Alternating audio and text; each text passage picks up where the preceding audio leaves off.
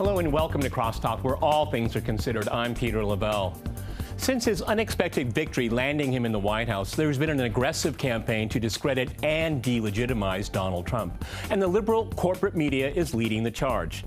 Is this what we should expect for the next 4 years?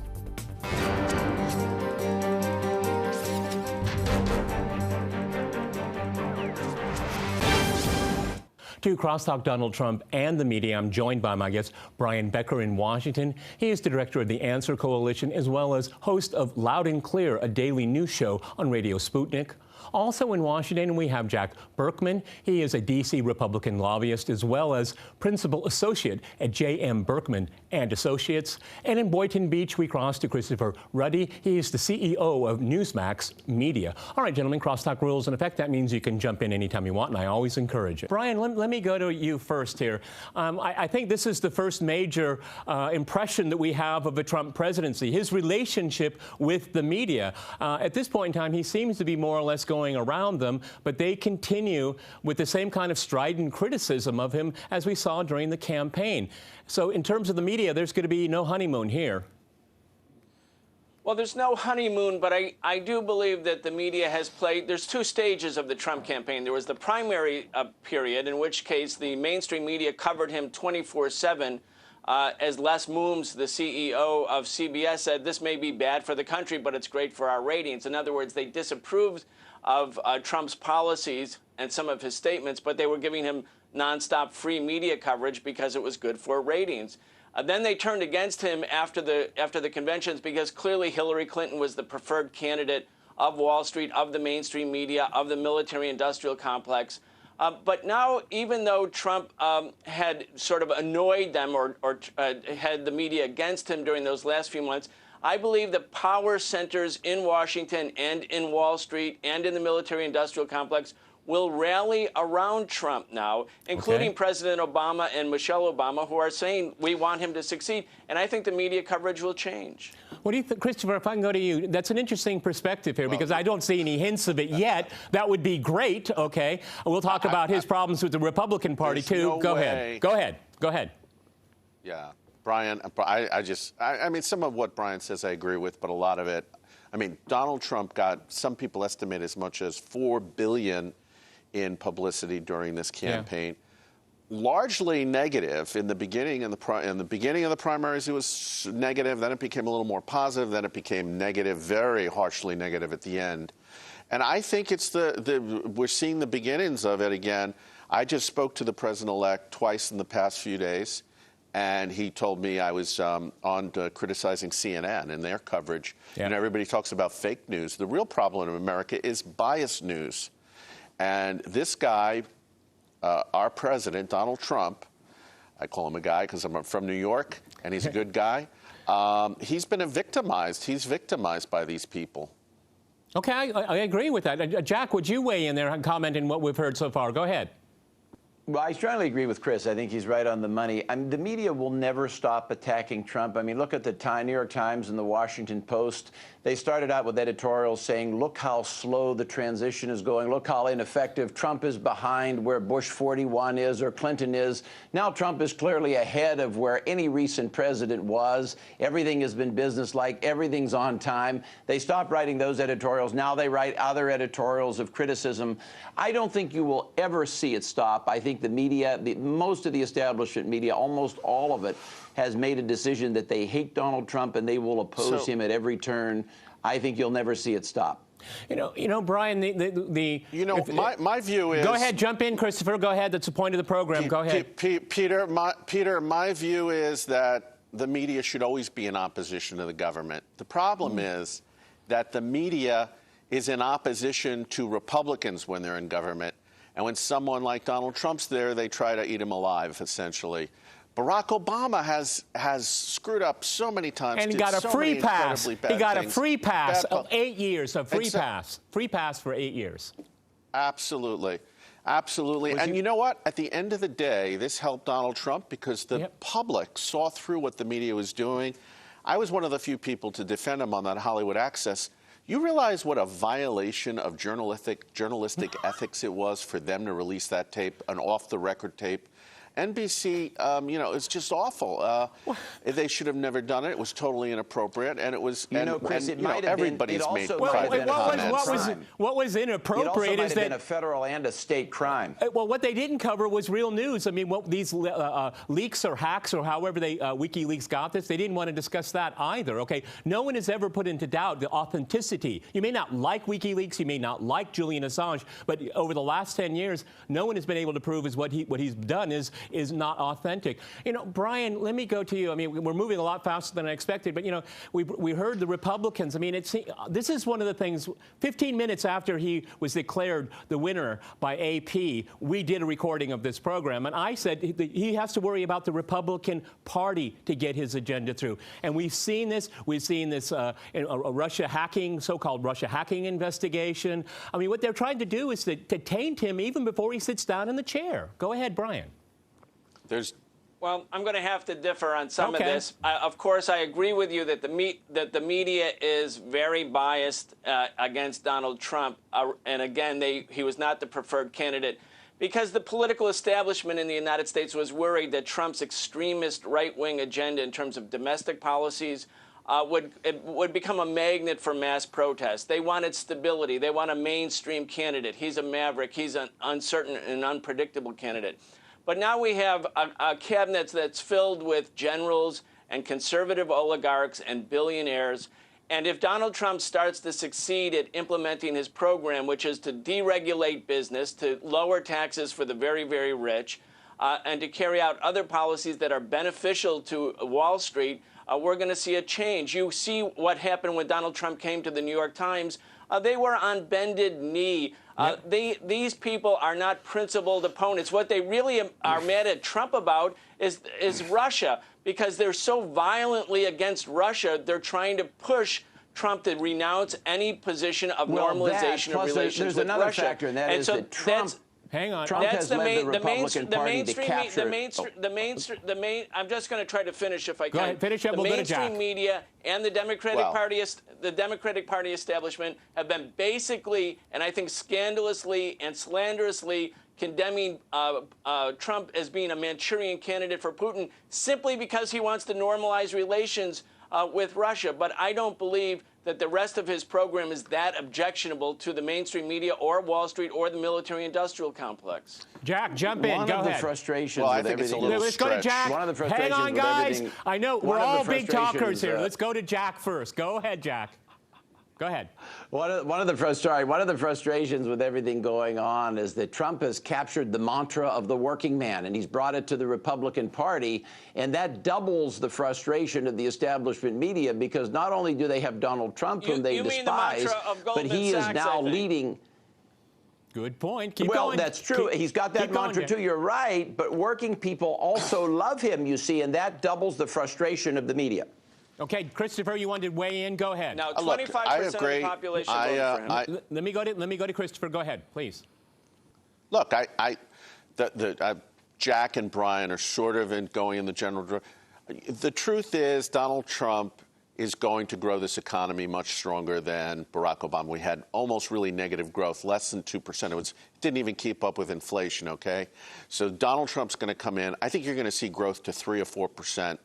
It has nothing to do with the media's attack against him on Russia. I believe it's all about Donald Trump representing a desire to end government regulation, free up the economy, let corporate America bring growth back into the economy, protecting our jobs from, I would say, unfair competitors abroad. And I think he's going to do all of that. So I don't, he's got really good people that are well qualified coming in to handle this. He's picked some tremendous appointments. Wilbur Ross is a friend of mine. This guy is a brilliant business guy. He put him in charge of commerce. General Mattis, one of the top generals, well respected by all the different branches of the armed forces. And I think there's going to be a reset on Russia. I just spoke to the president yesterday about this, the president-elect. He told me he just had a phone call with President Putin. And I won't go into the details of what he said about that call, but he did say to me that he wants to have very positive relations with Russia going forward. And I think everybody should give that an opportunity to see how it works. Well, Christopher, there's I don't a lot think of suspicion about Vladimir Putin. Hang on, let me go to Brian here before we go to the break here. I mean, but see, this is what I'm getting at. One of the reasons why I wanted to do this program here is because the public well is being poisoned. I mean, again, using this word to delegitimize him as some kind of Manchurian candidate. And this is what I find very dangerous because mainstream media loves it, okay? And it's a justification for their utter defeat in the election. And Donald Trump had coattails. And that's something that, let me go to Brian. That's something, hang on, let me go to Brian. That's something that they don't want to accept. And Russia is being thrown in as a scarecrow. Go ahead, Brian. We're experiencing in the United States an unbridled witch hunt against Russia and anyone who proclaims that there should be even normal relations between the United States and Russia. It's like the Cold War. It's like the Red Scare. It's like the witch hunt. It is a witch hunt. It's a religious, almost article of faith. You have to raise your hand and say, we hate Russia. But that said, Donald Trump has an extremist position towards China. The nomination of Peter Navarro, who worked with Wilbur Ross for an economic document on trade, is a direct and will be perceived as a direct threat by China.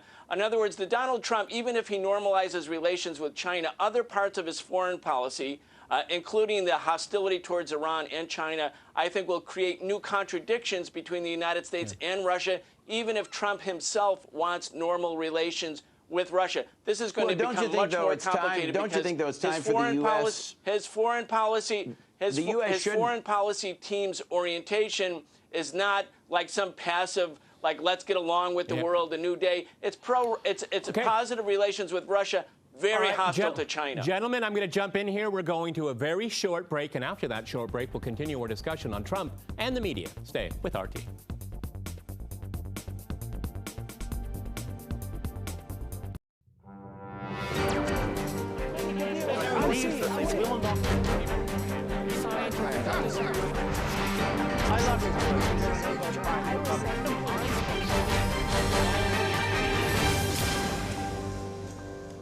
Welcome back to CrossTalk, where all things are considered. I'm Peter Lavelle. To remind you, we're discussing Trump and the media.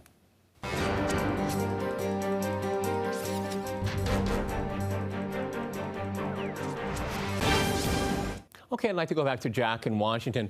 Jack, during the campaign, Trump made it very clear that he was against more foreign interventions, foreign wars that do not affect American vital interests, as he understood it at least. And he's repeated that since his election. This is causing a lot of waves with a lot of people because, well, they expected Hillary to come in and they expected more of the same. There is a reaction against that as well because there's a lot of people that, well, made a living off of that kind of foreign policy behavior, and now that is in doubt. And but I would tend to agree with Brian. There are other problems could be created. He mentioned Iran. Maybe we can discuss that as well. But he's made it very clear he's not enamored by these foreign interventions. Go ahead, Jack. Yeah, I wouldn't extrapolate from that, though, that Trump is some kind of isolationist. I don't think he's that. I think he will strengthen our defenses largely in the Pacific. Our defenses in the Pacific are very weak. I'm a lot less worried about Mother Russia. I mean, Russia's got about, what, 700,000 men under arms. Even if Putin did somehow have the ambitions of a Hitler, and I don't think he does, but if he did and somehow wanted to go into Ukraine, I don't think Russia could even occupy the Ukraine for more than 6 months or something like that. They don't even have the power anymore. They're not interested in Ukraine. So I don't give much thought to Russia. I think it's not interested. I think it's a declining country, frankly. China, though, is a rising country, and I think a big threat to the U.S., and I think it's only a matter of time before China expands its reach in Asia and in the Pacific.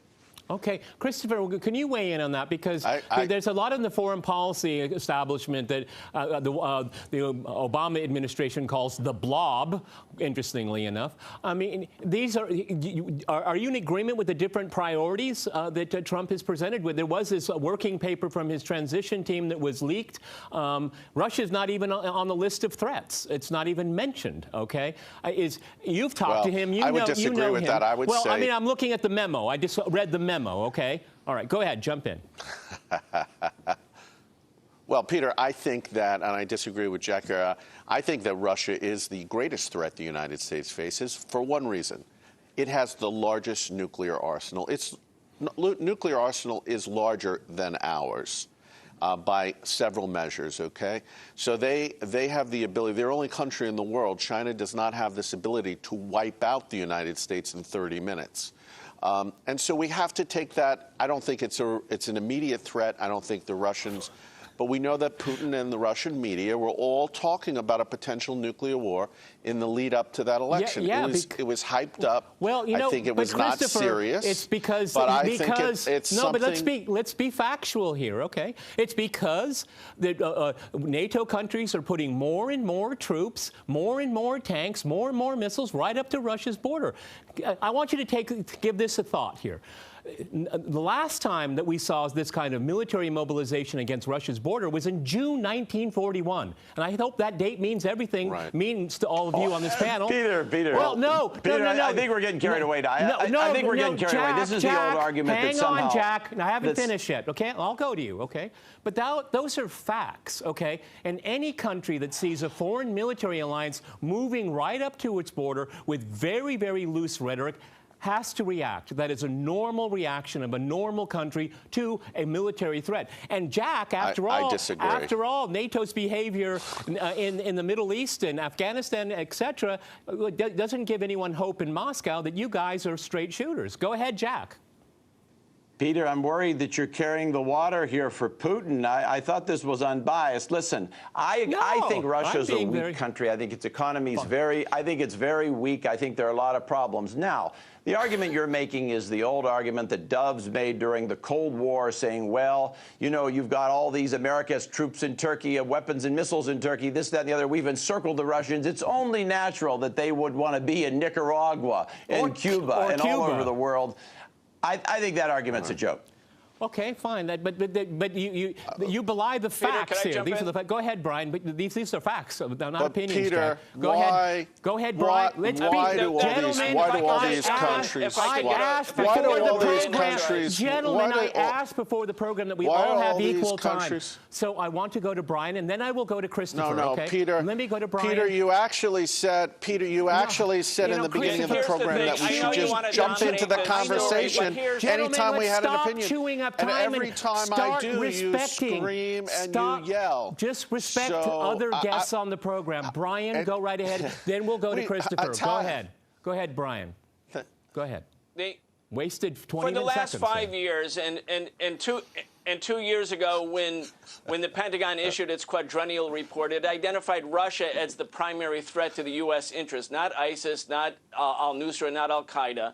At the same time, the United States under Obama announced the Asia pivot, whereby by 2020, 60% of the U.S. naval and Air Force assets will be in the Asia Pacific. So there's been a full court press, both against Russia and China. That's been the dominant part of the foreign policy. What Trump was starting to say was they want to normalize relations. That sounded like Obama at the beginning of his term in 2009, where he said, let's press the reset button. But in fact, if you look at what Trump's doing, it's the Asia pivot with a vengeance, and that will lead to a contradiction with Russia because China is Russia's main ally right now internationally as a counter-hegemonic front against U.S. domination. And the Russians are also in alliance with Iran, say, in Syria. So there's going to be contradictions. I think people have been overconfident about a shift coming with Trump. I think the generals in the cabinet are going to be dominating, and I don't think it's going to be the military-industrial complex, which has been incentivized to attack Russia, giving up any of its authority. I think that's all going to be still on the table. Christopher, jump in. Go ahead. A lot said there. Go ahead. Well, the reason why NATO troops are in a lot of these Eastern European countries is those countries are begging for those troops. They want them there because they want the American taxpayer to pay for it. Interfering in elections, threatening to invade, and so they are begging for it. The United States does not bully and interfere in the elections of Canada. Germany doesn't interfere in the French elections or Polish elections. But the Russians seem like they have to bully their way around. But it overthrew the government in Ukraine.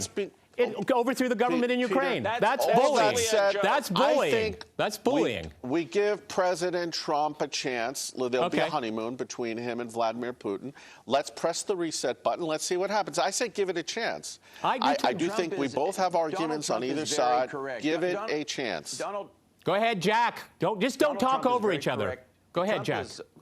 Yeah, Donald Trump is very correct to be much more focused on China and the Pacific than Russia and the West, and here's why.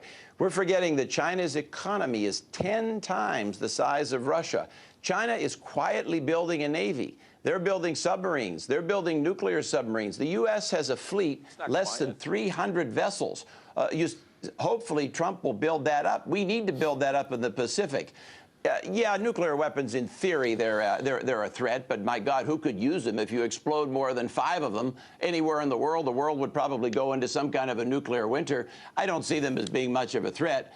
I do see China's Navy and the fact that China could put 100 million men under arms if it wanted to and sweep into Southeast Asia. I see that as a big threat to the United States. So Brian, from our other two guests here, I mean, it just looks like more of the same, just other countries are targeted. Go ahead. Indeed, I think it's going to be more of the same. And even though Trump said something different about Russia, defying the sort of dominant narrative from the Washington consensus demonizing Russia, I think this is going to be a very aggressive, hawkish foreign policy towards China, and Russia will not be able to simply be on the sidelines because this is the military-industrial complex. This is the Pentagon. This is the new CIA orientation. If you are going for confrontation with China, and by the way, China is not threatening the United States. It's a medium developing country, even though it's got a big economy. It's not coming towards Mexico. It's not coming towards Canada. It's not going into the near Atlantic or near Pacific with its vessels. This whole idea now that China is the great threat, it's the same old, same old. The United States military-industrial complex always needs a demon, always needs an enemy in order to keep pilfering the national treasury. That's true, the U.S. Brian. spends $1 trillion Brian, that is a year. True and correct. The U.S. spends $1 trillion a year on weapons production. It's the strongest, biggest military in the world. Gentlemen, please don't Brian, talk please don't talk over each other. Okay, yes. Christopher, do you want to weigh in there? Okay. Do you want to weigh in there, Christopher? Look, I think the bottom line is that America has this unique opportunity with Donald Trump. He is changing things in a reforming way, in a fresh way.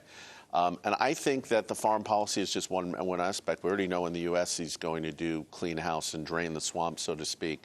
And I think all of this stuff is good. And where the old things about, like, for instance, you couldn't make a statement about this and that. If the Chinese do something wrong, Donald Trump is going to let people know what he thinks. He's not going to go through 10 bureaucrats at the State Department. And if that improves the relations with Russia, it's better for the whole world if we get a good relationship, Christopher, and that both countries respect. Christopher, let me ask you a question. Why don't you just reach out? Is Trump going to reach out the hand of friendship and say, well, let's talk about what the differences we have here? I mean, why do we have to have this kind of bombastic rhetoric? Why don't you start and say, hey, what's your side of the deal? Let's sit down and talk, instead of having these stereotypes and looking for conflict, okay? Christopher, go ahead. I mean, it seems to me that's what Donald Trump should do after the disastrous 8 years of Barack Obama.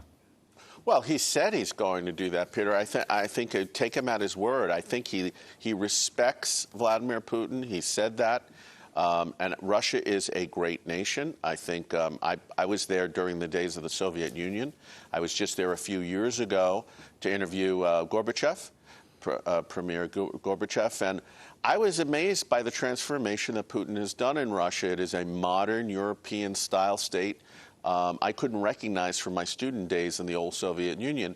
And I think that we want to integrate Russia and make them a peaceful partner. We also, I think, there's a benefit in that country becoming a liberal democracy. America stands for freedom. We've run out of time. We want that around the world. I think we should just hope that there can be there won't be conflict. That's what we should hope. That's my wish list here. We've run out of time. Many thanks to my guests in Washington and in Boynton Beach, and thanks to our viewers for watching us here at RT. See you next time, and remember, CrossTalk rules.